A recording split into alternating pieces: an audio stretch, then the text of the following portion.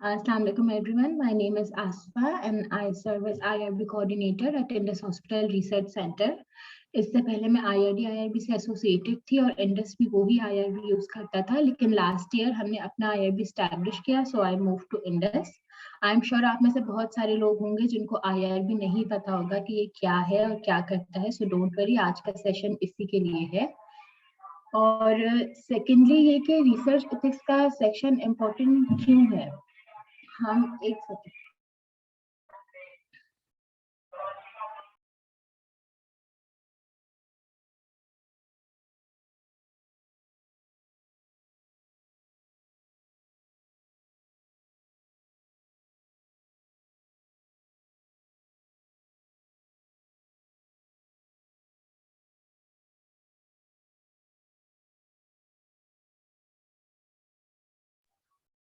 yes, sorry, I'm attending this session from home, तो थोड़े में कनेक्टिविटी इश्यूज हैं।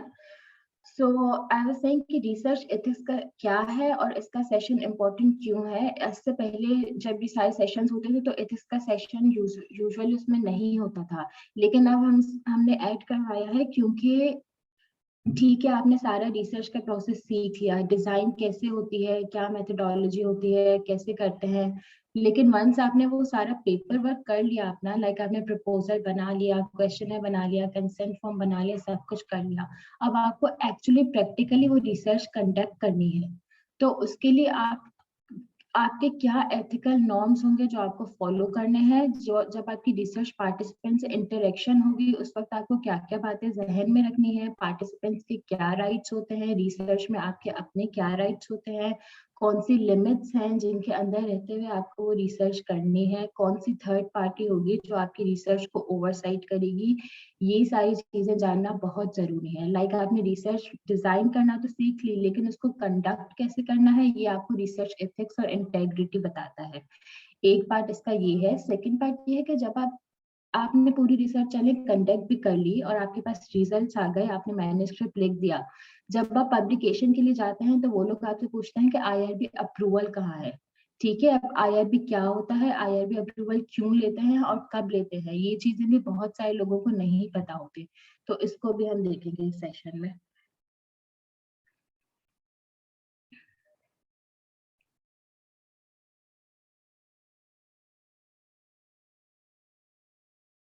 And by the end of this session I make sure कि हमें research ethics की importance पता चल जाए और जितने भी रिसर्च में पोटेंशियल एथिकल इश्यूज हैं उसको एंटिसिपेट करना सीख जाए।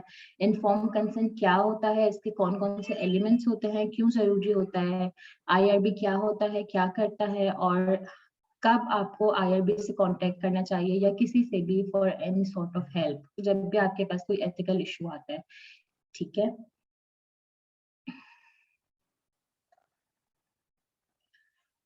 सो ethics basically like it's a Greek word जिसका मतलब ही कैरेक्टर या कस्टम्स है, ये उससे निकला है। And it's simply the moral principles of right and wrong. Right and wrong के जितने भी कॉन्सेप्ट्स होते हैं उनको एथिक्स कवर करता है। इसकी कोई एब्सोल्यूट डेफिनेशन नहीं है, ऑब्वियसली वेरी करता है person to person, time to time, place to place. ठीक है, आप कब हैं, किसके साथ हैं, किस जगह है, ये वेरी करता है।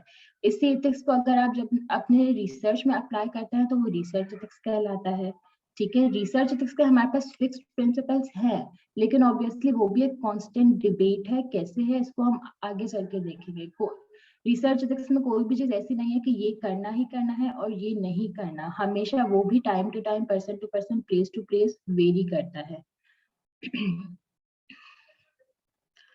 सिंस हमारा फोकस रिसर्च एथिक्स पर ही है तो हम ये सेशन में वो ही देखेंगे।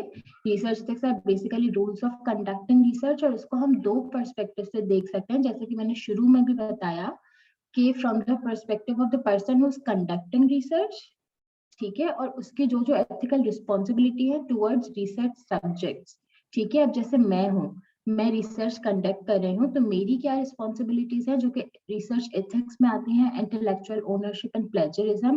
कोई भी आप रिसर्च कंडक्ट कर रहे हैं, आपको उसकी ओनरशिप लेनी है, ठीक है। फॉर एग्जाम्पल हमारे पास रिसर्च सेंटर में बहुत सारे लोग कंसल्टेंसी के लिए आते हैं, उनको ऑब्वियसली इतनी कमांड टॉपिक पर तो होती है, लेकिन एपिडेमियोलॉजी पर, रिसर्च डिजाइन पे नहीं होती, तो वो हमसे हेल्प लेते हैं।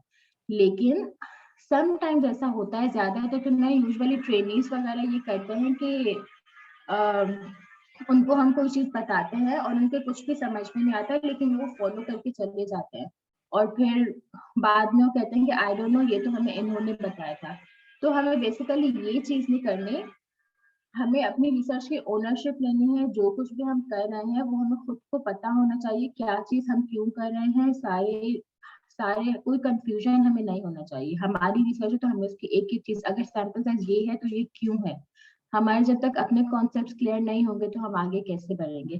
प्लेजरिज्म सबको पता है, वो भी कॉपी पेस्टिंग होता है, तो ऑब्वियसली ये नहीं होना चाहिए। हाँ, हम आर्टिकल साइट करते हैं, लेकिन हमें उन तमाम लोगों को एक्नॉलेज करना चाहिए, ये नहीं कि हम उनका काम लेके और अपने नाम से या विदाउट एडिंग एनी रेफरेंस हम उसको आगे फॉरवर्ड कर दें।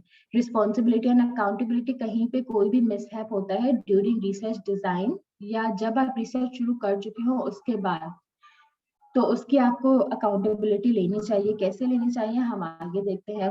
और डेटा इंटरप्रिटेशन, जब आपकी रिसर्च कंप्लीट हो जाए तो डेटा में कहीं भी आपको फॉल्सिफिकेशन नहीं करनी चाहिए, ट्रू रिजल्ट्स देने चाहिए, चाहे वो वन साइडेड रिजल्ट्स हो, अच्छे रिजल्ट्स हो, नहीं हो, अब वो आपको एज इट इज प्रेजेंट करने। कभी भी आप रिजल्ट्स को अपनी तरफ से शेप नहीं कर सकते कि ओ मेरे डिजायर्ड रिजल्ट्स तो ये थे लेकिन ये आ रहे हैं, अब मैं क्या करूं। तो आप उसमें कुछ भी उसको एडिशनल चीज ऐड नहीं कर सकते, जो रिजल्ट्स हैं आपको वो एज इट इज प्रेजेंट करने चाहिए।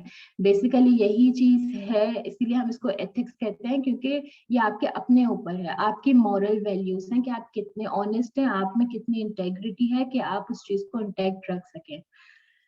सेकेंडली होता है कि एथिकल रिस्पॉन्सिबिलिटी टुवर्ड्स सब्जेक्ट, हम जिन लोगों पे रिसर्च कर रहे हैं, जो लोग हमारी रिसर्च के पार्टिसिपेंट्स हैं, उनके क्या क्या राइट्स है। सबसे पहले राइट तो प्राइवेसी एंड कॉन्फिडेंशियलिटी होता है कि हम उनका जो भी डेटा ले रहे हैं, एक तो उनको उसको कॉन्फिडेंशियल रखें, ठीक है। सेकेंडली उनका नाम कहीं भी सामने ना आए, हम उनकी आइडेंटिटी हमेशा एनोनिमस रखते हैं until or unless necessary, जो कि कभी भी नहीं होता है। यूजुअली बहुत कम केसेस होते हैं जहाँ पे हमें पार्टिसिपेंट का नाम चाहिए होता है, अदरवाइज कभी भी हमें कहीं भी नाम नहीं चाहिए होता। हमेशा हम पार्टिसिपेंट आईडी असाइन करते हैं या कोई भी और कोड असाइन कर देते हैं, हम उनकी as it is ID reveal नहीं करते।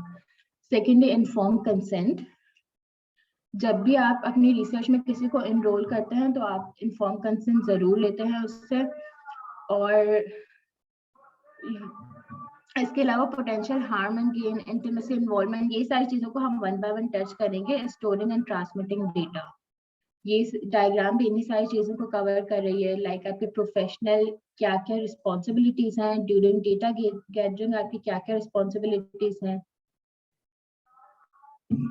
ठीक है। अब सबसे कॉमन क्वेश्चन यही आता है कि एथिक्स, बहुत सिंपल चीज लगती है कि हाँ हम सब अच्छे लोग हैं, हम सब में एथिक्स है, हमें पता है क्या करना चाहिए क्या नहीं करना चाहिए, तो ये रिसर्च का सेशन क्यों हो रहा है, आईआरबी क्यों चाहिए होता है, और ये सारी चीजें एडिशनल क्यों पढ़ाई जा रही हैं, क्योंकि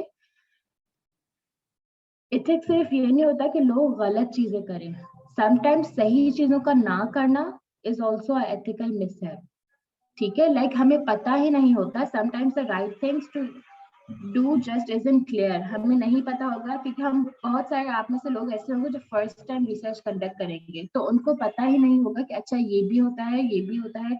ज्यादातर लोगों को कंसेंट नहीं पता होता। मैं आगे डिस्कस करूंगी कि हमारे पास ये सारे मसले कब आते हैं और फिर इनको रिजॉल्व कैसे किया जाता है। तो हाँ, ऐसा है कि हम सब माशाल्लाह एथिकली, हमें नो हाउ भी है, हम समझते हैं कि हम रिसर्च कंडक्ट कर सकते हैं, लेकिन research ethics is something different. इसके लिए आपको पता होना चाहिए, क्योंकि आप ह्यूमन सब्जेक्ट पे काम कर रहे हैं, तो उसको कहीं भी राइट्स में गैप ना आए, ठीक है। अब बेसिक प्रिंसिपल्स कौन से हैं रिसर्च एथिक्स के? ऑनेस्टी, ऑब्वियसली जो मैं पीछे अभी अभी डिस्कस कर चुकी हूँ कि कोई भी आपके अलावा आपकी रिसर्च का किसी को पता नहीं होता, तो ये आपके ऊपर ही है कि आप कितना ऑनेस्टली उसको प्रेजेंट कर रहे हो। थ्रू आउट द रिसर्च आप कितना ऑनेस्ट रह रहे हो। अगर आप कंसेंट ले रहे हो तो आप एक्चुअली वो पार्टिसिपेंट के समझ में भी आ रहा है, या बस आप जल्दी जल्दी क्लिनिक है, बहुत रश है, ऐसे ही कंसेंट लेकर उसको एनरोल कर रहे हैं। ऑब्जेक्टिविटी का मतलब ये है कि आपकी रिसर्च के पीछे कोई भी आपका पर्सनल फायदा, कोई भी कॉन्फ्लिक्ट ऑफ इंटरेस्ट ना हो। कंप्लीटली न्यूट्रल आप एक रिसर्च कंडक्ट कर रहे हो। केयरफुलनेस, ऑब्वियसली इसको तो समझाने की जरूरत नहीं। ओपननेस, जितने भी आपके पास आइडियाज हैं, आपके प्रपोजल में जितनी भी चीजें हैं, सारी ओपनली आप डिस्कस करें। ऐसे नहीं कि कोई हिडन चीजें हों जो आगे चल के सामने आ रही हो, ऐसा कभी भी नहीं होना चाहिए। ये चीज IRB भी एक्सेप्ट नहीं करता। रिस्पेक्ट फॉर इंटेलेक्चुअल प्रॉपर्टी, वो ही कि अगर आप किसी और का काम ले रहे हैं तो उसको एक्नॉलेज करना चाहिए, रेफरेंस ऐड करना चाहिए, पार्टिसिपेंट की कॉन्फिडेंशियलिटी रखनी चाहिए। Responsible publication very important. इसको अगर डिटेल में डिस्कस किया तो हम लोग फिर ऑथरशिप कॉन्फ्लिक्ट्स वगैरह पे चले जाएंगे, क्योंकि ऑथरशिप की हमारे पास अलग से गाइडलाइंस है। मेरे आज के ये लेक्चर में नहीं है। जब भी हम एथिक्स का मैं लेक्चर रखती हूँ तो मैं कोशिश करती हूँ कि मैं एक एक एलिमेंट पे हम लोग अलग अलग से रखें। लाइक एक सेशन कंसेंट फॉर्म पे हो जाए, एक ऑथरशिप पे, क्योंकि जब ये सारा एक साथ एक ही प्रेजेंटेशन हो तो बहुत ड्राई भी हो जाता है, समटाइम्स बोरिंग भी हो जाता है। तो इसीलिए मैंने इसमें ऑथरशिप कॉन्फ्लिक्ट्स नहीं रखी, लेकिन अगर आप लोग चाहेंगे तो मैं सेपरेट वो हम लोग कर सकते हैं बाद में, प्रोबेबली नेक्स्ट ईयर या जब भी ये हो। तो खैर, एंड सोशल रिस्पॉन्सिबिलिटी, थोड़ा सा रिसर्च की हिस्ट्री को देख लेते हैं कि ये सारी चीजें सामने कब आई, IRB कब बने, क्यों बने, एथिकल रिसर्च पे इतना फोकस कब किया गया। क्योंकि पहले तो ऐसा होता था कि जिसको जो रिसर्च करनी होती थी वो बस कर देता था। ये सारे जो आज हमारे पास क्लिनिकल ट्रायल्स के रूल्स एंड रेगुलेशंस है, हमारे पास FDA, ये पाकिस्तान में लोकली ड्रेप है, NBC है, ये सारी चीजें हैं। ये क्यों हुआ और मतलब इसकी हिस्ट्री कैसे है, तो सबसे इम्पोर्टेंट और सबसे पहली दफा जब कोई भी एथिकल गाइडलाइन आई थी वो न्यूरम्बर्ग कोड था, जो कि न्यूरम्बर्ग ट्रायल्स थे वर्ल्ड वॉर 2 के बाद। जो इनके पास प्रिजनर्स थे वो उनपे बहुत इनह्यूमन एक्सपेरिमेंट्स करते थे। लाइक जो भी इनको करना होता था, फ्रीजिंग इंड्यूस करते थे हाइपोथर्मिया के लिए, और रेडिएशन देते थे, और उनको डेलिबरेटली इन्फेक्ट करते थे with TB and malaria just for research purpose. क्योंकि वो प्रिजनर्स थे, उनसे कोई कंसेंट नहीं लेते थे, उनको नहीं बताते थे कि ये रिसर्च है या क्या है, बस वो उनको बहुत ज्यादा अनएथिकल प्रैक्टिसेस परफॉर्म करते थे, जो कि ऑफन उसमें पेन या डेथ कॉज हो जाती थी। तो इसके बाद ये फर्स्ट एवर एथिकल गाइडलाइंस थी, जिसको हम न्यूरम्बर्ग कोड कहते हैं, जिसकी 3 बेसिक पॉइंट्स हैं कि सबसे पहला, सबसे इम्पोर्टेंट, वॉलंटरी इन्फॉर्म कंसेंट। जब भी आप किसी को रिसर्च में पार्टिसिपेट करने का कह रहे हैं तो उसको वॉलंटरी इन्फॉर्म कंसेंट देना चाहिए। वॉलंटरी उसकी मर्जी है, whether he or she agrees to participate or not. Inform consent, research की एक एक चीज उसको बतानी है, रिस्क बेनिफिट सारी चीजें। कंसेंट को हम आगे डिटेल में डिस्कस करेंगे। There should be a favourable risk benefit analysis. ठीक है, कोई भी ऐसी, लाइक ये लोग तो बहुत ज्यादा एक्सट्रीम ट्रीटमेंट्स देते थे ना, कि वायरस से इन्फेक्ट करना, बैक्टीरिया से इन्फेक्ट करना, ये सारी चीजें। तो ये एक्सट्रीमिटीज नहीं होनी चाहिए, बल्कि favourable risk and benefit ratio होना चाहिए। Right to withdraw without penalty, अगर आपने इन्फॉर्म कंसेंट दे भी दिया तो बाद में विदड्रॉ करने का आपके पास राइट होना चाहिए विदाउट एनी पेनल्टी। ठीक है, इसके पॉइंट्स तो बहुत सारे हैं, लेकिन बेसिक ये 3 है। अब ऑब्वियसली हम रिपोर्ट की डिटेल में नहीं जाएंगे, ये मैं हिस्ट्री में भी इसलिए जा रही हूँ क्योंकि जब भी आप रिसर्च कंडक्ट करेंगे ना, तो बहुत सारी ऑर्गेनाइजेशंस जहाँ पे IRB होती है, वैसे होनी तो हर जगह चाहिए, IRB क्या होता है हम देखेंगे आगे। फिलहाल इतना बता दूं कि एक कमेटी होती है जो सारी रिसर्च एथिकली रिव्यू करती है और अप्रूव करती है। तो वो आपको कहते हैं कि आपको ये एथिक्स की ट्रेनिंग कंप्लीट करनी है पहले, ये रिसर्च कंडक्ट करने से पहले। तो जब आप वो ट्रेनिंग करने लगते हो ना, NIH की भी है वो, और CITI एक वेबसाइट है, वहां से भी वो ट्रेनिंग होती है। तो डिफरेंट ऑर्गेनाइजेशंस की डिफरेंट डिमांड होती है, ज्यादातर लोग CITI ही फॉलो करते हैं, एंडस में हमारे पास भी CITI है। तो जब भी आपको रिसर्च कोर्स में इनरोल्ड होते हो तो हिस्ट्री पे बहुत ज्यादा फोकस किया हुआ था, और ये सारे टर्म्स ना फिर समझ में नहीं आते। न्यूरम्बर्ग कोड है, declaration of Helsinki, national research act, Belmont report तो बार बार रिपीट होता है और लोग ऐसे ही पढ़ते जाते हैं, उनके कोई कॉन्सेप्ट्स नहीं होते कि ये है क्या चीज। तो इसीलिए जो 4 इंपॉर्टेंट चीजें, वैसे तो ऐसे काउंटलेस ट्रायल्स होते हैं, बहुत ज्यादा अनएथिकल प्रैक्टिसेस हुई थी हिस्ट्री में, जिनकी सारी मतलब एक अलग से लेक्चर हो सकता है, लेकिन सिंस ये 4 ज्यादा इंपॉर्टेंट है तो मैंने यहाँ पे रखे हैं। इसके बाद 1964 में क्या हुआ था कि वो ही न्यूरम्बर्ग कोड को फर्दर थोड़ा सा उन्होंने रिफाइन करके प्रेजेंट किया था, जिसको हम डेक्लेरेशन ऑफ हेलसिंकी कहते हैं। और ये फिर इसके रिजल्ट में हुआ था कि थैलेमॉइड एक ड्रग थी जो कि ड्यूरिंग प्रेगनेंसी जो मॉर्निंग सिकनेस होती है उसको ट्रीट करने के लिए यूज होती थी। ठीक है, तो ये ड्रग बहुत सारी प्रेग्नेंट फीमेल को दी गई और एज अ रिजल्ट जितने भी बेबीज हुए उनमें जो मेजोरिटी थी, लाइक 90%, उनको बर्थ डिफेक्ट्स थे, लिम्ब डिफेक्ट्स थे ज्यादातर। सिंस ये ड्रग के कोई प्रॉपर क्लिनिकल ट्रायल्स नहीं हुए थे, टेस्ट नहीं हुए थे, तो इसीलिए इसका ये इतना एडवर्स इवेंट्स इसके सामने आए। और फिर इसको देखते हुए न्यूरम्बर्ग कोड को फर्दर रिफाइन किया गया और ये डेक्लेरेशन ऑफ हेलसिंकी में पहली दफा ये चीज प्रपोज की गई कि भाई जो भी रिसर्च है it should be ethically reviewed by some committee, some third party, कोई ऐसा हो कि जो वो रिसर्च का पार्ट ना हो, वो ये रिसर्च को रिव्यू करे। लेकिन इसमें कोई इतनी डिटेल्स नहीं थी, बस ये जस्ट एक सजेशन थी। इसके बाद 1974 में नेशनल रिसर्च एक्ट हुआ था, जिसमें यूएस कांग्रेस ने ये मॉडर्न आईआरबी सिस्टम इंट्रोड्यूस कराया था फॉर द फर्स्ट टाइम, क्योंकि न्यूरम्बर्ग कोड भी हो गया, डेक्लेरेशन ऑफ हेलसिंकी, इसके बाद भी कहीं ना कहीं अनएथिकल प्रैक्टिसेस हो रही थी। ये बहुत डिटेल हिस्ट्री है, कोई भी आप आईआरबी की बुक पढ़ेंगे या इवन जब आप ये सीआईटीआई वगैरह करेंगे तो इसमें भी इसकी काफी डिटेल्स बताई गई है कि इसके बावजूद भी क्या हुआ कि फिर ये नेशनल रिसर्च एक्ट हुआ, जिसमें उन्होंने एक प्रॉपर आईआरबी सिस्टम इंट्रोड्यूस कराया,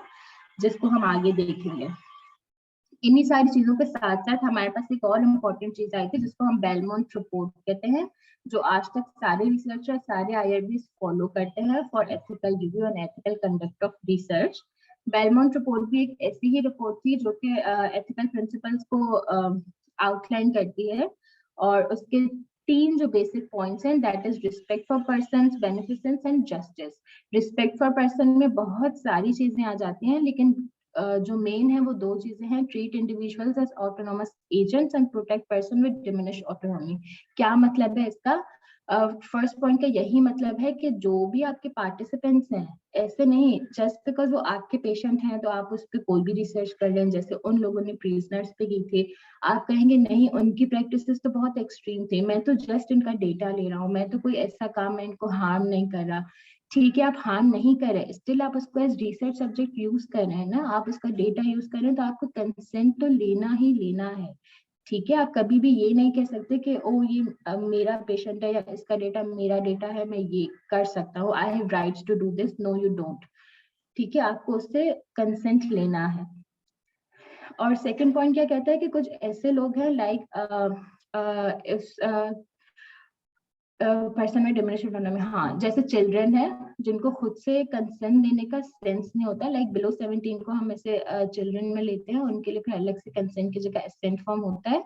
या कोई मेंटली रिटार्डेड है, या कोई प्रिजनर्स हैं, या फॉर एनी रीजन अगर कोई खुद से कंसेंट नहीं दे सकता, वो सारे लोग फिर वल्नरेबल पॉपुलेशन में आ जाते हैं। ठीक है, जिनको एडिशनल सेफगार्ड्स की जरूरत होती है, दैट्स अ सेपरेट टॉपिक, हम आगे देखेंगे। तो उनके फिर एडिशनल प्रोटेक्शन होने चाहिए। बेनिफिसेंस में वही है, इसको गोल्डन रूल भी कहते हैं कि आप वही दूसरों के साथ करें जो आप उनको अलाउ कर सकते हैं कि कोई आपके साथ करे। ठीक है, मतलब इतना नहीं कि आप अपने लाइक ट्रायल करने के लिए किसी भी हद तक चले जाए, नहीं, अगर आप एक पॉइंट पे देखें कि अच्छा बहुत सारे एडवर्स इफेक्ट रिपोर्ट हो रहे हैं, आपको वहां रुक जाना चाहिए। और अगर आपको लिटरेचर में मिल रहा है कि इस प्रैक्टिस के इतने सारे एडवर्स रिएक्शन या कुछ, तो आपको वो बेसिकली कंडक्ट ही नहीं करनी चाहिए रिसर्च। जस्टिस भी यही है कि इक्वल रिस्क बेनिफिट रेशियो हो, वन साइडेड ना हो। कॉमन एथिकल कंसर्न्स हमारे कौन कौन से होते हैं? फॉर एग्जांपल हमने सारा पढ़ लिया, लिटरेचर सर्च कैसे होता है, प्रपोजल कैसे डिजाइन होता है, अब हमने सब कुछ बना लिया, हमने आईआरबी में भी भेज दिया, हमारा अप्रूव हो गया, हम रिसर्च शुरू करने जा रहे हैं। हमारे पास कौन कौन से कॉमन एथिकल कंसर्न्स होते हैं? सबसे पहला होता है पार्टिसिपेंट एनरोलमेंट। ठीक है, इसको बाद में देखते हैं। पार्टिसिपेंट एनरोलमेंट, ठीक है, आप अपनी रिसर्च का पहला पार्टिसिपेंट एनरोल करें। सबसे पहले जो आपका उसके साथ कांटेक्ट होगा, आप क्या करेंगे, उससे कंसेंट लेंगे। ठीक है, कंसेंट कैसे लेते हैं? कंसेंट की बेसिकली दो टाइप्स होती है, रिटन और वर्बल। ठीक है, दोनों का फर्क ये है कि रिटन में हम पार्टिसिपेंट का सिग्नेचर लेते हैं, जो लोग साइन नहीं कर सकते उनका थंब इम्प्रेशन लेते हैं। वर्बल में हम कोई साइन नहीं लेते, हम जस्ट उनसे कंसेंट लेते हैं, और हमारी कंसेंट, हम अगर मैं इंडस की बात करूं तो हमारा जो कंसेंट फॉर्म है, मैं आपको अभी दिखा भी दूंगी। उसके नीचे एक सेक्शन है जिसमें प्रिंसिपल इन्वेस्टिगेटर यानी कि जो रिसर्च कंडक्ट कर रहा है उसकी कांटेक्ट इन्फॉर्मेशन और आईआरबी की कांटेक्ट इन्फॉर्मेशन होती है। हम वो पोर्शन कट करके पार्टिसिपेंट को प्रोवाइड करते हैं in case of any emergency, या उसको रिसर्च रिलेटेड कोई भी क्वेश्चन हो जो बाद में उसके जहन में आए तो वो कांटेक्ट कर सकता है। ठीक है, इन 90% ऑफ केसेस हम रिटन कंसेंट रेकमेंड करते हैं। ठीक है, ये रिटन कहाँ यूज करना है, वर्बल कहाँ यूज करना है, ये कैसे डिटरमाइन होता है? स्टडी के रिस्क लेवल पे। ठीक है, रिस्क लेवल कौन डिटरमाइन कर सकता है? आप खुद भी कर सकते हैं, लेकिन रिसर्चर्स अक्सर लाइक दे वांट शॉर्टकट्स और समथिंग, तो उनको कोई भी research more than minimal risk लगती नहीं है। ज्यादातर जितना मेरा उनसे इंटरेक्शन होता है, तो हम उन्हें, क्योंकि हम लोग साइकोलॉजिकल हार्म को ज्यादातर हार्म कंसिडर नहीं करते। कोई भी रिसर्च हो जिसमें सेंसिटिव कंटेंट हो, हम किसी से पूछ रहे हैं, किसी से, फॉर एग्जांपल अभी रिसेंटली मेरे सामने एक रिसर्च आई थी, हम लोगों से डेथ के बारे में पूछ रहे थे कि क्या आप इस बारे में सोचते हैं, आपने अपनी विल बनाई है नहीं बनाई, और आपकी किसी करीबी की डेथ हुई, आपको कैसा फील हो? दिस इज सेंसिटिव इन्फॉर्मेशन, आप किसी को ट्रिगर कर सकते हैं। ठीक है, आपको नहीं पता कोई डिप्रेशन का पेशेंट है, कोई किसी के साथ क्या प्रॉब्लम है, इवन अगर किसी के साथ कुछ भी प्रॉब्लम नहीं है, तो ये सारी चीजों से कोई भी ट्रिगर हो सकता है मेंटली, और उसको कोई एडवर्स इफेक्ट हो सकता है इसका। तो ये जो बज़ाहिर छोटी छोटी चीजें लगती है, basically they are like main ethical concerns. तो हम लोग रिटन कंसेंट ऐसी सिचुएशंस में, क्लिनिकल ट्रायल्स में तो ऑब्वियसली रिटन ही होगा, हम रेकमेंड करते हैं। बाकी सर्वेस वगैरह में अक्सर हम लोग वर्बल कंसेंट एक्सेप्ट कर लेते हैं कि ठीक है, आप वर्बल, आप उनसे सिग्नेचर नहीं लो, बस आप ऐसे ही सारा कुछ उनको बता के और कॉन्टेक्ट इन्फॉर्मेशन दे दें। जैसे सर्वेज हैं या चार्ट रिव्यूज हैं, उसमें भी हम वर्बल कंसेंट एक्सेप्ट कर लेते हैं। Mandatory for all prospective researchers, अगर आप रिसर्च करें, कंसेंट तो लेना ही लेना है। ठीक है, रेट्रोस्पेक्टिव जो स्टडीज होती हैं, ये आपको स्टडी डिजाइन में बताया गया होगा कि रेट्रोस्पेक्टिव वगैरह क्या होता है। रेट्रोस्पेक्टिव होती है जिसमें आप प्रीवियस डेटा लेके और उसमें से कोई आउटकम्स वगैरह देख के या रिजल्ट कंपाइल करके आप पब्लिश करें, तो then it's okay. Obviously retrospective में आप पार्टिसिपेंट्स को ट्रेस कैसे करेंगे, तो उस सूरत में हम कंसेंट वेव कर लेते हैं।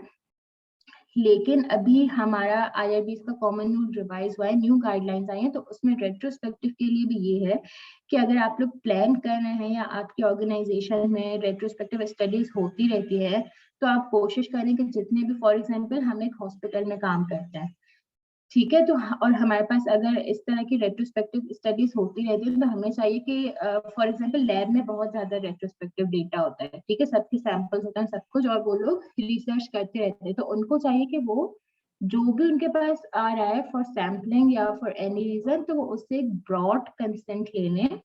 ठीक है, जैसे ब्लड डोनेशन के लिए हम लोग कहीं जाते हैं तो हमसे कंसेंट लिया जाता है ना, तो अगर वो उनकी इंटेंशन है कि हम बाद में ये डेटा यूज कर सकते हैं कुछ भी, तो उसमें एक लाइन ऐड कर लें कि आपका डेटा हम बाद में रिसर्च पर्पस के लिए हो सकता है यूज करें, और क्या आप हमें इजाजत देते हैं या नहीं देते।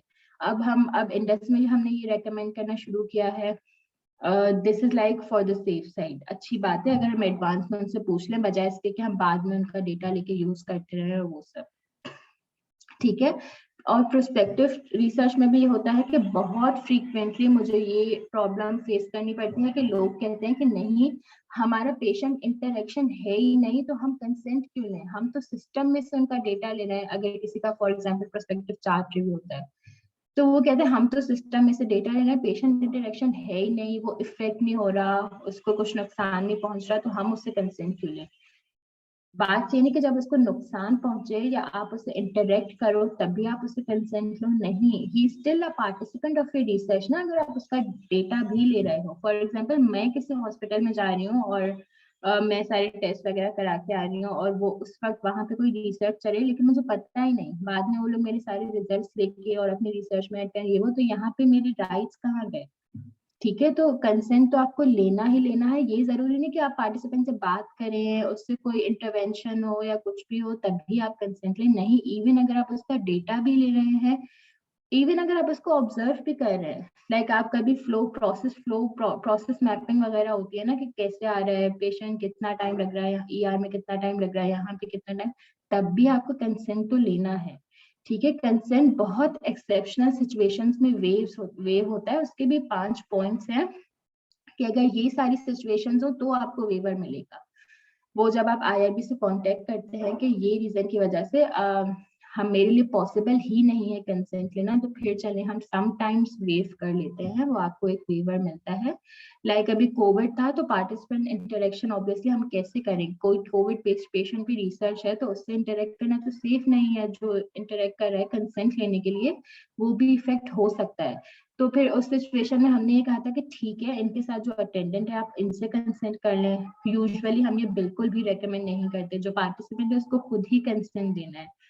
लेकिन अब एक्सेप्शनल सिचुएशन थी ना, कोविड था, हम रिस्क पे तो नहीं कर सकते किसी को, तो हमने थोड़ी सी ये लीनियंसी दी थी। और समटाइम्स हमने वेव भी किया था कहीं कहीं कोविड रिसर्च में। इसके अलावा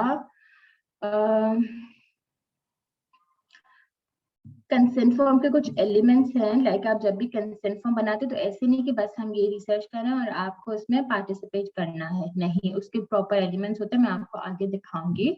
यूजुअली रिसर्चर्स को ये भी लगता है कि ये एलिमेंट्स में से आधे तो अननेसेसरी है, तो ऐसा बिल्कुल भी नहीं है, वो सारे बहुत जरूरी है। ठीक है, 45 CFR 46 क्या है मैं बताती हूँ आगे।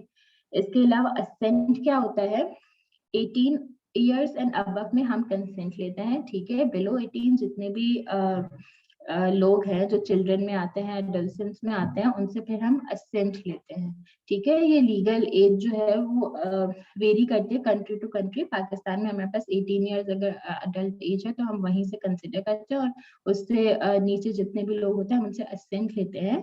बिलो 7 का ऑब्वियसली वो बच्चे तो समझ नहीं सकते, तो इनके लिए कुछ भी नहीं होता, इनके लिए जस्ट हम पेरेंटल कंसेंट लेते हैं।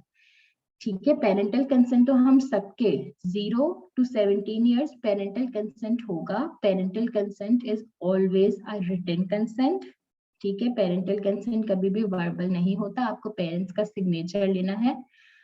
और इसके अलावा अगर आप 7 to 12 ईयर्स के बच्चे वो रिसर्च में है, उनसे आपको वर्बल कंसेंट लेना है और असेंट लेना है। असेंट की स्क्रिप्ट जो है वो रिलेटिवली बहुत सिंपल होती है एज कम्पेयर टू कंसेंट, उसमें वो सारे इतने सारे एलिमेंट्स नहीं होते, बहुत सिंपल होती है, ऐसी होती है कि बच्चे की समझ में आ जाए।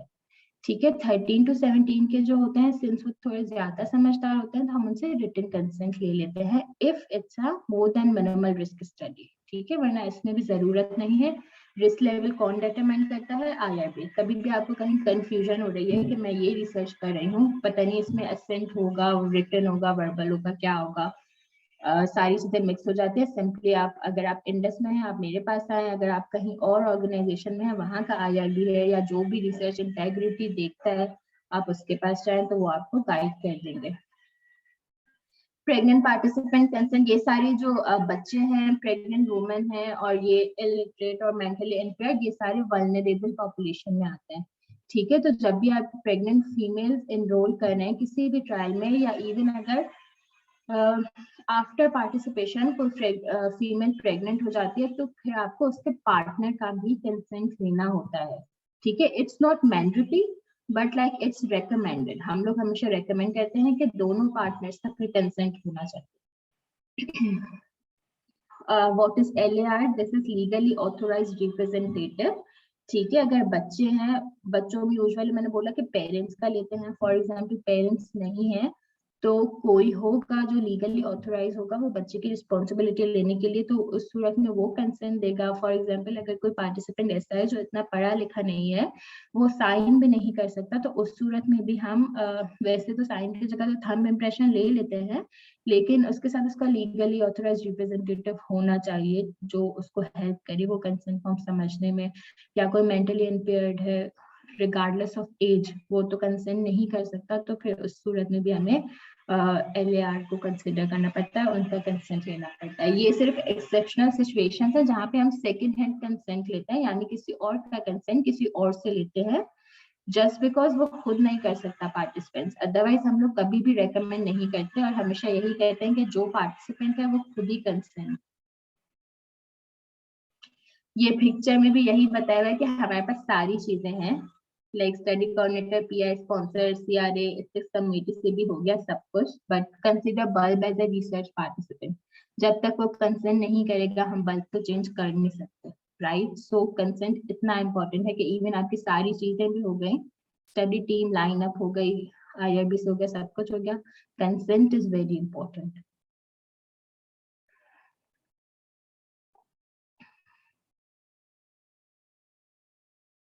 ठीक है, मैं फुल फॉर्म प्रेजेंटेशन भेजने से पहले मैं लिख दूंगी। अभी मैंने इसलिए नहीं लिखा क्योंकि मैं वर्बली बता रही थी, फिर वो स्लाइड बहुत ज्यादा क्राउडेड हो जाती है तो वो अच्छा नहीं लगता और सारा फोकस वहीं पे चला जाता है फिर। लेकिन मैं भेजने से पहले आई मेक श्योर मैं फुल फॉर्म सेंड कर दूंगी। ये वो चेकलिस्ट है जो कि कंसेंट फॉर्म एलिमेंट्स है, ठीक है, जो हमारी IRB की गाइडलाइंस हमें देती हैं कि जब भी आप कोई कंसेंट बनाए उसमें ये सारे एलिमेंट्स होने चाहिए। इतनी डिटेल में नहीं जाएंगे लेकिन हम ऊपर ऊपर से देख लेते हैं।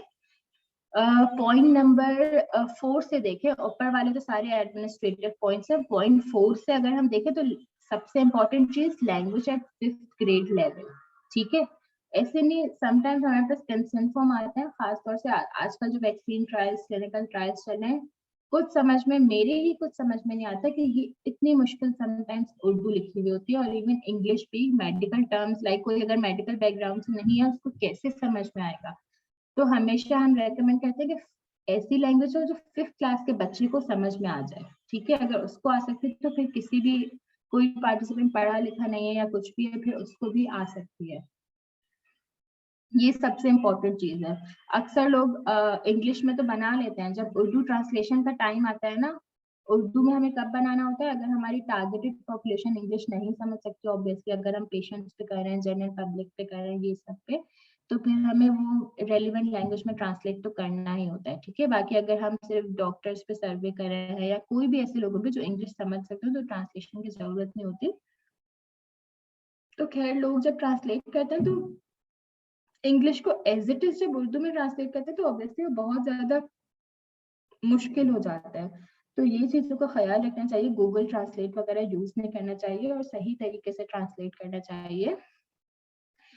इसके अलावा ये उर्दू इंग्लिश सिंक में होने चाहिए, लाइक ऐसे नहीं कि इंग्लिश में कुछ और बातें बताई हुई हैं, उर्दू में कुछ और बातें बताई हुई है जो एक एक वर्जन में है दूसरे में नहीं है, ऐसा नहीं होना चाहिए। जिस सीक्वेंस में जो सारी चीजें इंग्लिश में है वही उर्दू में होनी चाहिए। अगर आप ये दो बना रहे हैं तो, मुझे आप में से ज्यादातर लोगों का आई डोंट नो बैकग्राउंड नहीं पता, लेकिन खैर ये तो जनरल गाइडलाइंस है। हमारे पास इंडस में जो रिसर्च होते हैं तो हम रेजिडेंट्स के लिए ये करते हैं कि हम दो दो नहीं बनवाते, this is only for resident and trainees, क्योंकि बेचारे उनके बहुत डेडलाइंस होते हैं, वो सारी चीजें होती है, तो हम थोड़ी सी उन्हें फ्लेक्सिबिलिटी देते हैं कि वो कोई एक बनाते हैं जो भी उनकी टारगेटेड पॉपुलेशन पे रेलिवेंट होता है। लाइक अगर वो पेशेंट्स को एनरोल कर रहे हैं तो वो उर्दू में ही बना लेते हैं, या फिर अगर खाली डॉक्टर्स वगैरह पे सर्वे करें तो जस्ट इंग्लिश बना लेते हैं। अदरवाइज आपको दोनों चाहिए होता है। इसके अलावा सेकंड टेबल में देखें तो statement that study involves research, ये जरूर बता रहा है कि हम एक तहकीक कर रहे हैं। सबसे पहला जुमला ये होना चाहिए, ये नहीं कि बस हम आपको ये ड्रग देंगे और हम आपको ये देंगे फिर हम दोनों के इफेक्ट्स देखेंगे या वॉट एवर जो भी आप रिसर्च करो। सबसे पहले आपको उसको बताना है कि भाई आप एक रिसर्च में शामिल होने जा रहे हैं, ये पता होना बहुत जरूरी है। उसका पर्पस क्या है, एक्सपेक्टेड ड्यूरेशन क्या है, क्या क्या प्रोसेस होंगे, और ये सारी चीजें। Statement that participation is voluntary, point number 8 है, बहुत इंपॉर्टेंट है कि आपकी मर्जी है कि आप पार्टिसिपेट करें या ना करें। फॉर एग्जाम्पल, स्पेशली जो लोग हॉस्पिटल में रिसर्च कर रहे हैं उनके लिए ये चीज बहुत इंपॉर्टेंट है कि लोग ये समझते हैं, एक तो इतनी देर से इनका नंबर आता है, इतना रश होता है, मुश्किल से उनको फ्री ऑफ कॉस्ट ट्रीटमेंट मिलता है, या रिगार्डलेस फ्री ऑफ कॉस्ट हो या किसी और हॉस्पिटल में हो, पैसे भी दे रहे हो। तो जब आप उनसे कंसेंट लेते हैं ना, बेचारे उनके कुछ समझ में नहीं आता, वो समझते हैं कि अगर हमने पार्टिसिपेट नहीं किया हमारा तो ट्रीटमेंट रुक जाएगा। तो उनको कभी भी ये मिसकंसेप्शन, अब देखें यहाँ पे एथिक्स आ रहा है, उसको मिसकंसेप्शन हुई, उसने किसी उसमें आके प्रेशर में आके कंसेंट किया कि हाँ क्या पता अगर मैं नहीं करूँ पार्टिसिपेट तो मेरा तो इलाज ही नहीं होगा। तो कभी भी उनको ये मिसअंडरस्टैंडिंग नहीं होनी चाहिए। आप इतना क्लियर कंसेंट लें, उसको बताएं कि आपकी पार्टिसिपेशन वॉलंटरी है, चाहे आप पार्टिसिपेट करें चाहे ना करें, आपका इलाज मामूल के मुताबिक होता रहेगा। ठीक है। राइट टू रिफ्यूजल कि आप मना भी कर सकते हैं, इवन आपने कंसेंट दे दिया उसके बाद भी आप विड्रॉ कर सकते हैं, ये सारी चीजें। अगर किसी को कंसेंट डिजाइन करना हो तो हम ये दे देते हैं चेकलिस्ट, वो इसको सामने रखते हुए डिजाइन कर सकता है। ये मेरी प्रेजेंटेशन स्टक हो गई है। अब मेरे पास since I am the IRB coordinator, और जितनी भी रिसर्चेस होती हैं वो आईआरबी से अप्रूव होके आगे जाती हैं, और फिर ये नहीं कि अप्रूव हो गई बस वो चली गई, नहीं, हम थ्रू आउट द स्टडी वो स्टडी को मॉनिटर करना होता है जब तक वो क्लोज ना हो जाए। ठीक है, जितनी भी सबसे पहले तो अप्रूव हो गई, आपने स्टार्ट कर दिया, उसके बाद आप पार्टिसिपेंट्स एनरोल कर रहे हो, तो आपको लगता है कि ओ ये चीज तो मैंने गलत कर दी, मुझे क्वेश्चनर में ये क्वेश्चन डालना चाहिए था लेकिन मैंने नहीं डाला, तो वहां पे आपको रिसर्च मॉडिफाई करनी होती है। ये मैंने आगे रखा हुआ है, आगे ही डिस्कस करते हैं, लेकिन basically IRB through out involve रहता है रिसर्च में। तो जितने मेरे पास केसेस आते हैं ना जहाँ पे एथिक्स वायलेट हुई होती है पार्टिसिपेंट्स के, सबसे ज्यादा मैंने कंसेंट मेल प्रैक्टिस देखी है। डॉक्टर्स इतने बिजी होते हैं, इतने पेशेंट्स होते हैं कि ओपीडी में वैसे ही मतलब टाइम देने का टाइम नहीं होता सही से, तो कहते हैं कि हम इतना बड़ा कंसेंट कैसे लें, ये बताना तो जरूरी नहीं, ये बस हम ये बता देते हैं कि हाँ हम रिसर्च कर रहे हैं और ये वो। समटाइम्स ड्यूरिंग मॉनिटरिंग हमने ये देखा है, समटाइम्स हमने जब उनसे बाद में कोई क्वेश्चन वगैरह की है, या पार्टिसिपेंट्स आईआरबी के नंबर पे कॉल करते हैं, तो मैं उनसे समटाइम्स पूछती हूँ फॉर क्रॉस चेक कि उनसे कंसेंट लिया गया था नहीं लिया गया था। तो कंसेंट मेल प्रैक्टिस हमने बहुत देखी है। रिसर्चर्स आर वेरी स्ट्रिक्ट कि नहीं हम कंसेंट लेंगे नहीं। ज्यादातर वो लोग जो प्रोस्पेक्टिव चार्ट रिव्यूज करते हैं वो ये मानते ही नहीं कि कंसेंट उनके लिए जरूरी है, हालांकि ये बहुत क्लियर है कि आप किसी का डेटा ले रहे हैं for your own research purpose, तो वो आपका पार्टिसिपेंट बन गया ना रिसर्च का, और जब वो आपके सामने भी है, ये कोई रेट्रोस्पेक्टिव डेटा भी नहीं है, तो आप क्यों, just because it's very easy to go without consent, इसका ये मतलब नहीं कि आप कंसेंट नहीं लेंगे। ठीक है, इसीलिए ये एथिकल प्रैक्टिसेस बहुत जरूरी है। इसके अलावा इमरजेंसी कॉन्टैक्ट अनअवेलेबिलिटी, मैंने आपको बताया कि जब भी हम वर्बल कंसेंट लेते हैं तो हम उनको आईआरबी कॉन्टैक्ट देते हैं, और जो पीआई होता है वो अपना कॉन्टैक्ट भी देता है, और जब रिटन कंसेंट लेते हैं तब तो पूरी कंसेंट फॉर्म की कॉपी ही हम उनको देते हैं। तो दोनों सूत्रों में कॉन्टैक्ट नंबर्स तो उनके पास होते हैं लेकिन वो हमेशा अवेलेबल नहीं होते। अक्सर वो आईआरबी के नंबर पे कॉल करके कहते हैं कि वो दूसरा वाला नंबर तो कोई उठा नहीं रहा। बहुत बड़ी ये भी एक चीज है एथिकल, जो कि अनएथिकल, जो कि नहीं होनी चाहिए। ठीक है, पार्टिसिपेंट्स को फाइंडिंग्स का नहीं बताते। ठीक है, चलो, ज्यादातर रिसर्चेस ऐसी होती हैं जिनकी मतलब फाइंडिंग्स से पार्टिसिपेंट्स को कोई खास फर्क नहीं पड़ता, तो इट्स ओके। ठीक है, लेकिन कुछ रिसर्चेस ऐसी होती हैं, जैसे हमारे पास अभी लंग हेल्थ पे ना एक रिसर्च हो रही थी, पोस्ट कोविड लंग हेल्थ, तो उसमें पार्टिसिपेंट्स को इतने टेस्ट से गुजारा था कि हम आपका ये टेस्ट करेंगे, ये टेस्ट, ये वो रूटीन में होते हैं टेस्ट, लेकिन यहाँ पे तो रिसर्च पर्पस के लिए होते हैं ना, और इतने सारे होते, और पार्टिसिपेंट्स बहुत ज्यादा वो विलिंग थे कि हमें इनके रिजल्ट तो पता चले, हम इतने टेस्ट आपके लिए करवा के जा रहे हैं। तो वो चलो रिसर्च फाइंडिंग्स तो अलग है, वो तो जब सबके टेस्ट हो जाएंगे, रिजल्ट्स आएंगे, एनालिसिस होगी, वो तो तब आएंगे, लेकिन उसको करंटली उस वक्त उनके वो टेस्ट की फाइंडिंग्स चाहिए थे। तो बार बार मुझे कॉल आती थी कि आपकी रिसर्च टीम तो हमें टेस्ट के रिजल्ट नहीं बता रही, नहीं बताई। तो दिस इज वेरी रॉन्ग। अगर वो लोग आके आपको टाइम दे रहे हैं तो आपको उनको प्रायोरिटी पे रखना है, ये नहीं कि ओ मैं तो डॉक्टर हूँ, मैं बहुत बिजी हूँ, फिलहाल मुझे रिपोर्ट्स बताने का टाइम नहीं, या मैंने रिसर्च कोऑर्डिनेटर को बोला हुआ है, रिसर्च कोऑर्डिनेटर के अलग ही वो होते हैं। तो ये बिल्कुल भी नहीं करना चाहिए, बहुत गलत बात है। पार्टिसिपेंट रिस्पेक्ट वाला जो एलिमेंट था बेलमोंट रिपोर्ट का, वो यहाँ पे भी आता है कि ये नहीं कि आपने एनरोल कर दिया बस फिर उसके बाद आप उनसे ऐसे बिहेव करें, नहीं, आपको थ्रू आउट द स्टडी उनके साथ अच्छा बिहेवियर रखना है। Lack of compliance in RCTs are randomized clinical trials, ठीक है। तो जब भी हमारे पास होता है तो रैंडमाइजेशन का एक पूरा प्रोसेस होता है। RCTs आपको जरूर निदा ने बताया होगा, तो मैं इसकी डिटेल में नहीं जाऊंगी, लेकिन स्नूज एनवेलप्स का आई डोंट नो उसने बताया होगा या नहीं बताया होगा। हर जगह रैंडमाइजेशन डिफरेंट तरीकों से होती है। लाइक फॉर एग्जांपल मैं 2 टेक्निक्स को कंपेयर कर रही हूँ ड्यूरिंग ऑपरेशन, तो मुझे कैसे पता चलेगा कि ये पेशेंट को मुझे टेक्निक 1 लगानी है, 2 लगानी है रैंडमाइजेशन से, ठीक है। समटाइम्स मॉडर्न प्रैक्टिस में तो सिस्टम के थ्रू रैंडमाइजेशन होती है, लेकिन सिंस हमारे पास अभी वो नहीं है, तो हम रैंडमाइजेशन तो सॉफ्टवेयर के थ्रू ही करते हैं, लेकिन फिर हम डॉक्टर्स को स्मूथ एनवेलप्स बना के देते हैं कि for every participant sequence wise आप ये एनवेलप खोलेंगे और ये एनवेलप डिसाइड करेगा कि कौन से पार्टिसिपेंट पे कौन सी टेक्निक आएगी, ठीक है। वो रैंडमाइज इस तरह से होता है। तो वो कंप्लाइंस का उसमें बहुत मसला होता है। लाइक वो एनवेलप्स उनको हमें रिटर्न करने होते हैं। अब यहाँ पे कोई पार्टिसिपेंट्स राइट्स का वो नहीं आ रहा, लेकिन कंप्लाइंस वैसे भी आपका चलता है। जैसे मैंने बताया कि 2 होते हैं, एक पार्टिसिपेंट राइट, एक रिसर्चर की अपनी इंटेग्रिटी। तो हम उनसे ये कहते हैं कि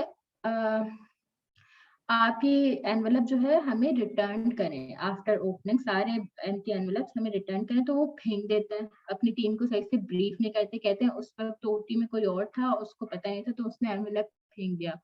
तो ये बहुत गलत चीज है, ऐसा नहीं होना चाहिए। 2 उससे पार्टिसिपेंट इफेक्ट नहीं हो रहा, लेकिन ये लैक ऑफ कंप्लाइंस है ना। आपको अगर एक प्रॉपर वे बताया गया है कि इस तरह चलना है, तो ऐसे ही चलना चाहिए।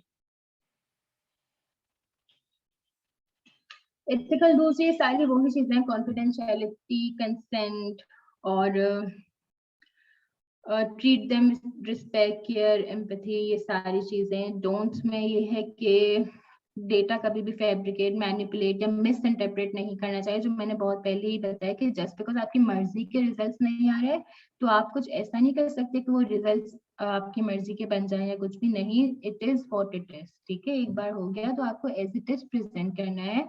यहाँ पे आपके अपने एथिक्स, अपनी इंटेग्रिटी सामने आती है, ठीक है। बायस नहीं होना चाहिए। Never try to deceive your research sponsor, colleagues और एथिकल कमिटीज, ठीक है। कभी भी झूठ नहीं बोलना चाहिए, जो चीज जैसे है वो आपको बतानी चाहिए। और प्लेजरिज्म नहीं होना चाहिए, डुप्लीकेट पब्लिकेशन, ये सारी चीजें। रिसर्चर्स मिसकंडक्ट करते क्यों है, लाइक ये सारी चीजें के कंसेंट, जैसे मैंने बताया ना कि कंसेंट ज्यादातर सही से नहीं लेते, रिसर्च फाइंडिंग्स का नहीं बताते। तो ऑब्वियसली 2 ही रीजन से बैड एप्पल थ्योरी ये चीज है जो हमें ये कहती है कि like accident is result of few bad apples, यानी जरूरी नहीं कि वो अनएथिकल रिसर्च ही कर रहे हो। जो भी रिसर्चर है समटाइम्स वो होते ही ऐसे हैं, लाइक वो इतने कंसिडरेट होते ही नहीं कि वो ये छोटी छोटी चीजों का ख्याल रखें। लेकिन ऑलवेज रिमेम्बर कि अगर आप रिसर्च में इन्वॉल्व हो रहे हो तो आपको होना है कंसिडरेट, आपको पार्टिसिपेंट्स के राइट्स का ख्याल रखना है, ठीक है। या इकोनॉमिकली इनका बैकग्राउंड ऐसा होता है, साइकोलॉजिकली डिस्टर्ब होते हैं कि वो इस तरह के मिसकंडक्ट करते हैं। दूसरा ये हमारे पास बहुत ज्यादा है कि स्ट्रेसफुल एनवायरनमेंट।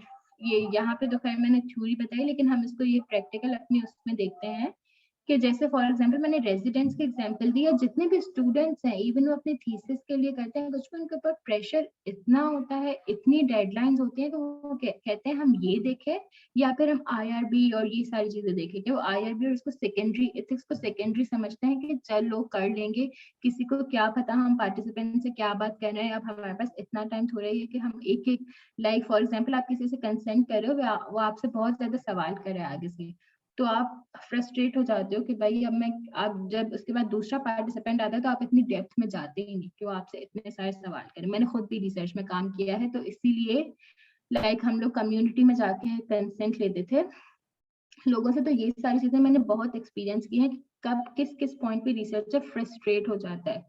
लेकिन जब भी ऐसी सूरत हाल आई, टेक स्मॉल ब्रेक्स, आईआरबी से आके डिस्कस करें कि भाई ये मुझसे नहीं हो रहा, प्लीज मुझे इसका वे आउट बताएं, ठीक है, हम आपको बता देंगे। समटाइम्स 40-40 पेज के कंसेंट्स होते हैं, ज्यादातर ये इसमें होता है क्लिनिकल ट्रायल्स में होता है। हम उनको रेकमेंड करते हैं भाई आप शॉर्ट समरी बना ले, 1 पेजर बना ले, 2 पेजर, जिसमें वो सारे एलिमेंट्स भी आ जाए और इतना ज्यादा वो भी ना हो, क्योंकि एंड में हम उन्हें कॉपी तो देंगे वो डिटेल कंसेंट फॉर्म की। तो ये है। और हाँ, अब हम लोग आ जाते हैं IRBs पर। पहली दफा कब स्टैब्लिश हुआ था, हमने पीछे देखा, नेशनल रिसर्च एक्ट के रिजल्ट में मॉडर्न IRB सिस्टम इंट्रोड्यूस हुआ था। IRB क्या होते हैं? IRB स्टैंड्स फॉर इंस्टीट्यूशनल,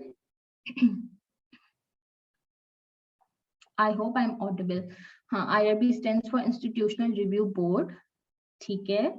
इसी का दूसरा नाम ERC भी है, एथिक्स रिव्यू कमेटी। मैंने अभी बताया IRB is institutional review board, और इसका दूसरा नाम, अक्सर जगहों पे इसको ERC भी बोलते हैं, एथिक्स रिव्यू कमेटी, दोनों एक ही चीज है, ठीक है, लेकिन just these are just two different names, ठीक है। जैसे CPSP से ऑब्जेक्शन वगैरह आते हैं तो वो अक्सर ERC अप्रूवल लिख के देते हैं, तो रेजिडेंट्स परेशान होते हैं कि ERC क्या है, हमारे पास तो IRB है। तो दोनों ये सेम चीजें हैं, वो एथिक्स रिव्यू कमेटी है उसका फुल फॉर्म, और इसका है इंस्टीट्यूशनल रिव्यू बोर्ड, ठीक है, दोनों सेम चीजें हैं। ये क्या है, कौन बनाता है और क्या करता है? बेसिकली एक कमेटी होती है जिसकी पूरी गाइडलाइंस है कि वो कमेटी फॉर्म कैसे होगी। उसमें डिफरेंट बैकग्राउंड्स के लोग होते हैं, एक या दो या जितने भी IRB चेयर होते हैं, ठीक है। इसके अलावा एक साइंटिफिक मेंबर होता है, एक नॉन साइंटिफिक मेंबर होता है, एक वो मेंबर होता है जो ऑर्गेनाइजेशन से एसोसिएटेड हो, एक वो होता है जो किसी भी तरह इस ऑर्गेनाइजेशन से एसोसिएटेड ना हो, उसके कोई रिलेटिव्स वगैरह भी यहाँ पे काम ना करते हो, ठीक है। एक मेल एक फीमेल होना जरूरी है, ये नहीं कि 5 का कोरम है तो सारे मेल हो या सारे फीमेल्स हो, ठीक है। इसकी डिफरेंट गाइडलाइंस है टू मेक श्योर कि जो भी रिसर्च रिव्यू हो रही है वो ऑब्जेक्टिवली रिव्यू हो।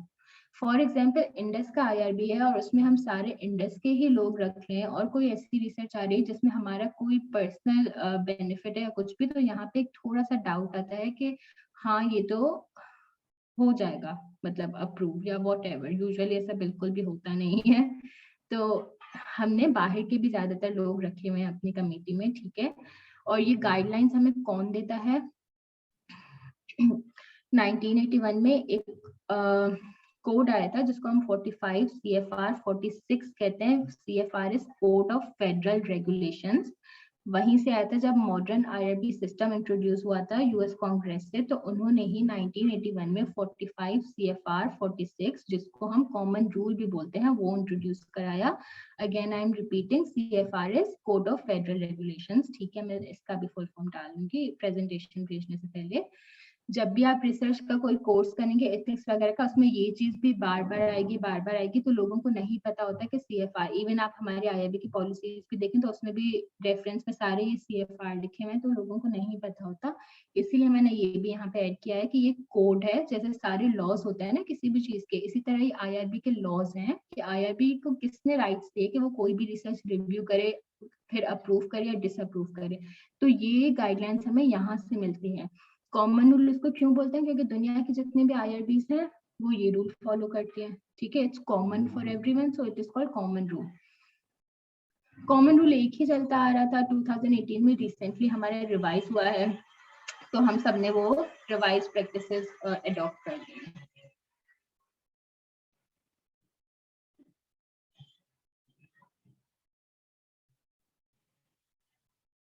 ठीक है, ये मैंने बता दिया कि किसी भी इंस्टीट्यूट में IRB एक कमेटी होती है जो कि जितनी भी रिसर्च वो इंस्टीट्यूट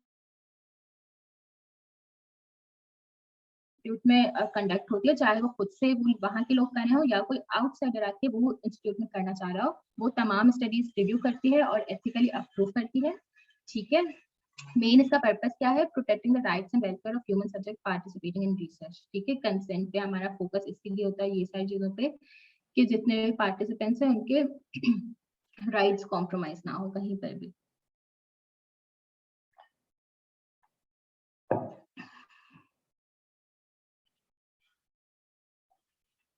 IRB क्या सारी रिसर्चेस रिव्यू करती है? नहीं, सारी नहीं करती, सिर्फ ह्यूमन सब्जेक्ट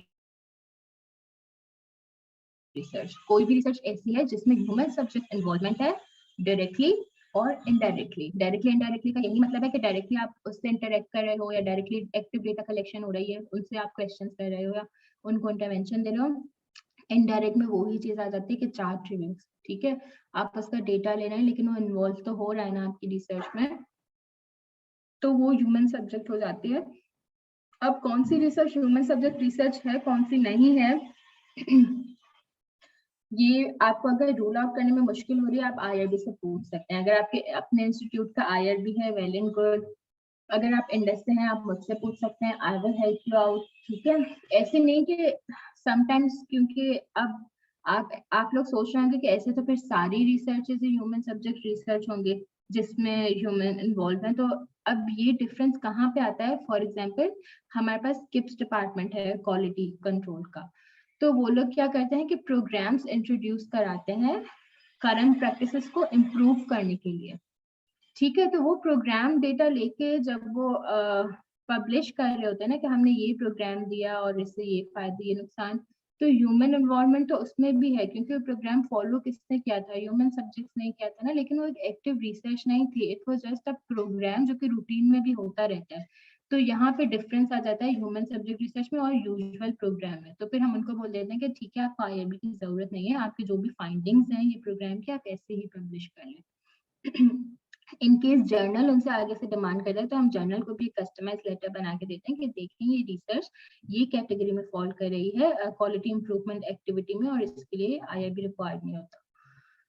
ठीक है, तो कभी भी खुद से डिसाइड नहीं करना चाहिए। अगर कहीं भी आपको डाउट है कि क्या ये रिसर्च को आईआईबी रिव्यू रिक्वायर्ड होगा नहीं होगा, तो हमेशा एक दफा पूछ लेना चाहिए टू मेक श्योर, फिर आगे चल के आपके लिए मसला ना हो। क्योंकि बहुत दफा ऐसा होता है कि बहुत सारे लोग ऐसे आए हैं मेरे पास जो पूरी रिसर्च कर चुके होते हैं, जर्नल में भेज भी चुके होते हैं, वो ये ऑब्जेक्शन के साथ वापस आते हैं कि आईआईबी अप्रूवल कहाँ है। ठीक है, तो ये चीजों को अवॉइड करने के लिए, आपकी बाद में सारी मेहनत जाया हो जाए। ऑल्सो आईआईबी कभी भी रेट्रोस्पेक्टिवली जाके अप्रूव नहीं करता। वंस आपने बाईपास कर लिया, आपने कर लिया, लाइक आपने कहा कि ये तो उतना लंबा प्रोसेस है, कौन करेगा आईआईबी, फॉर्म फिल करो इनके, फिर सबमिट कराओ, ये वो, मैं आईआईबी नहीं करता। बाद में जब आपका जर्नल वापस भेजा ऑब्जेक्शन के साथ, फिर आप आईआईबी के पास आते हैं कि ये तो मैंने आईआईबी अप्रूवल नहीं लिया था, अब मैं क्या करूं? So it's a no, retrospectively जाके हम उसको रिव्यू अप्रूव नहीं करते, हमारी गाइडलाइंस हमें ये अलाउ नहीं करते। ठीक है। आईआईबी रिव्यू 3 तरह के होते हैं, एग्जाम्ड, एक्सपीडिटेड, फुल बोर्ड। ठीक है, एग्जाम्ड ज्यादातर रेट्रोस्पेक्टिव स्टडीज होते हैं जिनमें बहुत कम रिस्क लेवल होता है। ठीक है, सेकेंडरी डेटा एनालिसिस, सिस्टम से डेटा लेके यूज करना है, एजुकेशनल इंटरवेंशन होती हैं।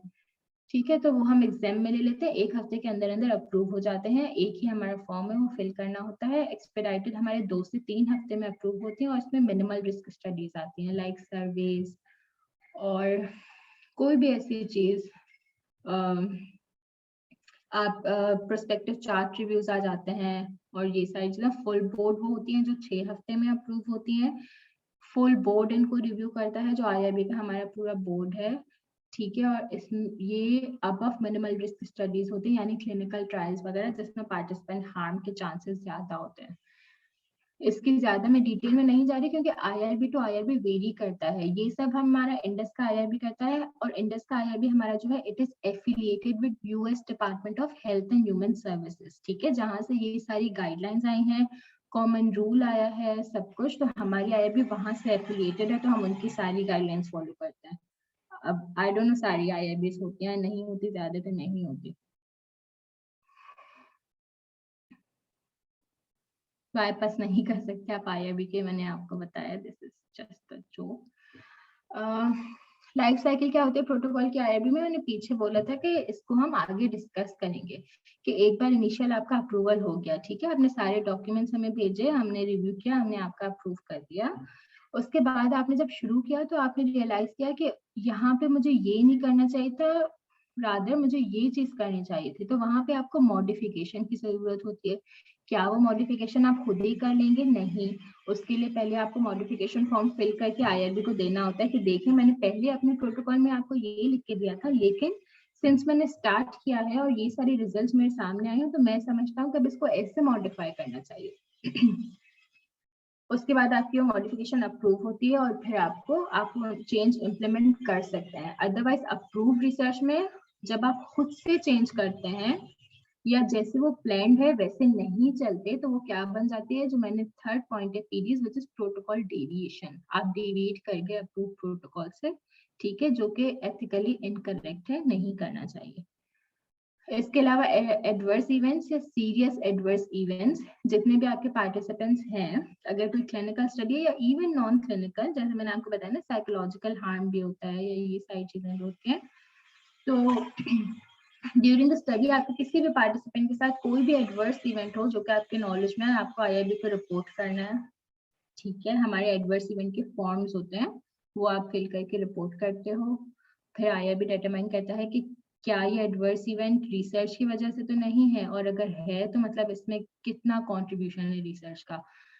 फॉर एग्जाम्पल, इसकी मैं एग्जाम्पल से समझाती हूँ कि हमारे पास एक रिसर्च हुई थी, एक रेजिडेंट ने ही कंडक्ट की थी, जिसमें वो ऑर्थो के रेजिडेंट थे। वो 2 वुंड क्लोजर की टेक्निक्स को कंपेयर करे थे, स्टेपल्स और सूचर्स को। ठीक है, तो एज सून एज वो रिसर्च शुरू हुई ना, रैंडमाइज कंट्रोल ट्रायल था, आधे लोग स्टेपल वाले ग्रुप में थे और आधे सूचर्स वाले में। जब शुरू हुआ तो बहुत ज्यादा वन साइडेड रिजल्ट्स आने लगे, यानी एक टेक्निक में 100% सही वुंड हीलिंग हो रही थी, एक में इन्फेक्शन ही इन्फेक्शन हो रहे थे। तो क्या ये रिसर्च चलनी चाहिए आगे? नहीं। जब इतने हमें one sided result, for example 10 participants enroll हो गए, 10 तो मैं ऐसे ही बोल रही हूँ, इंटेरिम एनालिसिस का पूरा आपका प्रोटोकॉल होता है जो आपको एपिडेमियोलॉजिस्ट के साथ मिलकर डिजाइन करना होता है। तो 10 मैंने प्रोसीजर्स किए और 10 में से 5 इस टेबल में थे और 5 सूचर्स में थे, और जो 5 लोग थे कंप्लीटली हील कर गए, और जो दूसरे 5 थे, पांचों में इन्फेक्शन आया। तो ये जो है रिसर्च उधर ही स्टॉप होनी चाहिए एथिकली, क्योंकि फिर ये गलत है कि रिजल्ट्स अभी से हमारे सामने है तो फिर हम आगे क्यों कंटिन्यू करें रिसर्च को। रिन्यूअल ये होता है कि जितनी भी अब मिनिमल रिस्क स्टडीज होती हैं लाइक क्लिनिकल ट्रायल्स वगैरह, वो आईआरबी से 1 साल के लिए अप्रूव होते हैं और 1 साल बाद एक्सपायर हो जाती हैं। अगर आपकी स्टडी 1 साल बाद भी ऑनगोइंग है तो आपको आईआरबी में रिन्यूअल सबमिट कराना होगा, वो दोबारा से रिव्यू कराना होगा, दोबारा से अप्रूव कराना होगा। ठीक है, ये इसलिए जरूरी होता है क्योंकि वो मोर देन मिनिमल रिस्क है ना, तो 1 साल बाद हम देखते हैं, हमारा एक प्रोग्रेस रिपोर्ट फॉर्म होता है जो आपको फिल करना होता है। तो हम देखते हैं कि 1 साल में इसमें कोई ज्यादा एडवर्स इवेंट्स तो रिपोर्ट नहीं हुए, या कोई ज्यादा ऐसी चीजें तो नहीं आई, क्या ये कंटिन्यू हो सकती है, नहीं हो सकती, ये सारी चीजें देख के फिर वो रिसर्च रिन्यू हो जाती है। ये सारी चीजें शायद सुनने में मुश्किल या लेंदी लग रही हो, लेकिन बिल्कुल भी नहीं होती। अप्रूवल प्रोसेस बहुत ईजी होता है और ये रिन्यूअल भी ईजी होता है, सारी चीजें बहुत ईजी होती हैं। बस ये है कि रिसर्चर्स को ये एडिशनल झंझट लगता है, तो ऐसा बिल्कुल भी नहीं है। Research and IIB goes hand in hand. आप एक चीज अगर कर रहे हो तो आपको दूसरी भी करनी है, आप दूसरी को इग्नोर नहीं कर सकते, आप उसको सेकेंडरी नहीं ले सकते कि ये तो ऑप्शनल है, अब आईआईबी हम क्या करें, ऐसा नहीं हो सकता। It is mandatory and very important. ठीक है, इसके बाद रिसर्च जब खत्म हो गई, आपने सारी एनरोलमेंट कर ली, एनालिसिस कर ली, रिजल्ट राइटिंग सब कुछ हो गया, आप एक क्लोजर फॉर्म में छोटा सा हमारा वो सबमिट करा देते हैं, आपकी रिसर्च हम क्लोज कर देते हैं। उसके बाद में कभी आपको रीओपन करानी है तो खैर वो रीओपन भी हो जाती है। फॉर सम पर्पस लोग रीओपन कराते हैं, लाइक आपने उस वक्त ये देख लिया, उसी रिसर्च की एग्जाम्पल ले लेते हैं, कुछ साल बाद आप चाह रहे हो कि आप उन पेशेंट्स की क्वालिटी ऑफ लाइफ देखो कि वो सर्जरी के बाद कैसे, तो फिर वो रिसर्च रीओपन करानी पड़ती है, तो वो हो जाता है, मसला नहीं है।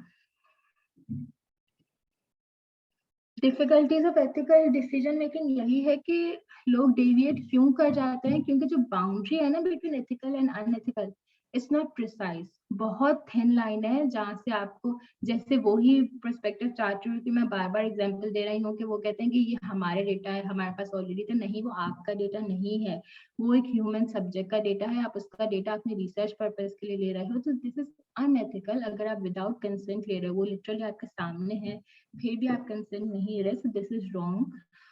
और बहुत जगह ऐसा है लाइक जैसे लिखा है ना, प्रिसाइज नहीं है। बहुत जगह आईआईबी भी डिबेट में पड़ जाता है कि क्या ये करना चाहिए, क्या ये नहीं करना चाहिए, उस वक्त फिर वोटिंग होती है, फिर सबके डिसीजन, सबके पॉइंट ऑफ व्यू लिए जाते हैं और फिर रिस्क बेनिफिट देख के फैसला किया जाता है। तो इतनी ज्यादा चीजें डिफाइन नहीं है।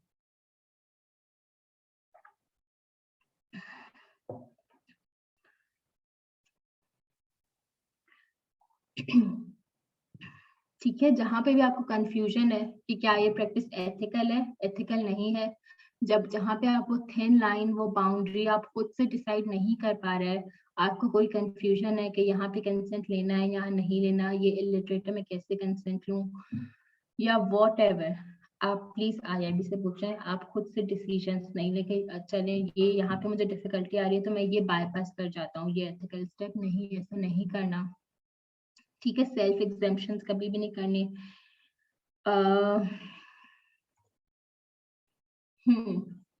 अब ये सारी चीजें कैसे पता चलती है, अभी तो ये सेशन हो गया, ठीक है, आपकी सारी नो आओगे कि कंसेंट क्यों जरूरी है, एनोनिमिटी, प्राइवेसी, कॉन्फिडेंशियलिटी, प्लेजरिज्म नहीं करना चाहिए, ये सारी बेसिक एथिकल चीजें हैं जो पता चल गई।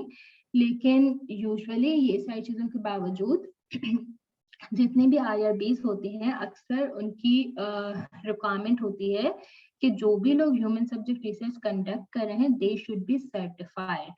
ठीक है, सिंस हमारी IRB रजिस्टर्ड है with US department of health and human services, तो हम लोग रेकमेंड करते हैं एक ऑनलाइन ट्रेनिंग प्रोग्राम जो कि CITI की वेबसाइट से होता है। सारे यहाँ पे पेड प्रोग्राम्स होते हैं, लेकिन इंडस हॉस्पिटल ने सब्सक्राइब कराया हुआ है तो हमारे स्टाफ के लिए सब फ्री कोर्सेज होते हैं जब वो करना चाहे। और अक्सर ऑर्गेनाइजेशन जहाँ पे ये कोर्सेज मैंडेटरी होते हैं उनमें सब्सक्रिप्शन ली भी होती है। ठीक है, तो जो भी आपके ऑर्गेनाइजेशन आपको रेकमेंड करती है आपको वो ट्रेनिंग करनी है। ये ट्रेनिंग को भी लोग यूजलेस समझते हैं, इसीलिए आज का सेशन था कि क्यों इम्पोर्टेंट है। ठीक है, ऐसे नहीं है कि बस एक बोरिंग सा कोर्स है जिसमें से आधी चीजें आपको समझ में भी नहीं आ रही लेकिन ट्रेनिंग करनी है, क्यों? क्योंकि रिसर्च करनी है। ऐसा नहीं है, अगर ट्रेनिंग करनी है तो ट्रेनिंग समझ के करनी है। आई होप अगर इंडस के कुछ लोग हैं ये हमारी क्लास में और ये लेक्चर के बाद वो CITI ट्रेनिंग करते तो उनको बहुत हद तक समझ में भी आएगी और उनको उतनी बोरिंग नहीं लगेगी जितनी यूजुअली लोगों को लगती है। बस वो ऐसे ही करके आ जाते हैं और उनको ज्यादातर पता भी नहीं होता कि हमने क्या किया, क्यों किया और क्यों जरूरी है। ठीक है, तो वो इसलिए जरूरी है जो पूरा हम पीछे देख के आए। बस दिस वाज इट। और इसके अलावा आपके कोई भी क्वेश्चंस हो आप पूछ सकते हैं। मैं देख क्यों नहीं सकती, हाँ, कोई भी क्वेश्चंस हो आप लोग पूछ सकते हैं। आप लोग मुझे बाद में भी ईमेल करके पूछ सकते हैं अगर आपके माइंड में कोई भी क्वेश्चंस हो। ठीक है, कि कैसे प्रोसीड करना है एथिकली किसी भी रिसर्च के साथ। प्रेजेंटेशन में आपके साथ शेयर कर लूंगी। And thank you very much.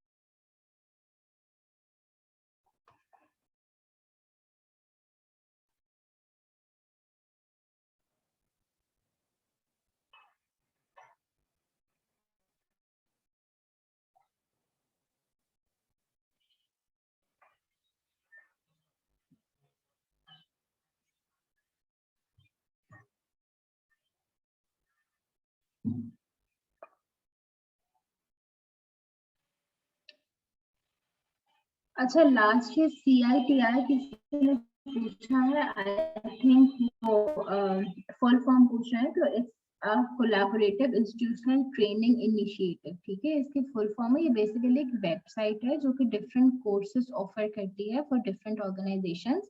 आपको सारे कोर्सेज जो ऑफर करते हैं, फिर ऑर्गेनाइजेशन की मर्जी होती है कि ठीक है, तो इंडस ने भी अपने डिजाइन किए हुए हैं कि क्लिनिकल रिसर्च के लिए ये करना चाहिए और बायोमेडिकल के लिए ये करना चाहिए एंड दिस एंड दैट।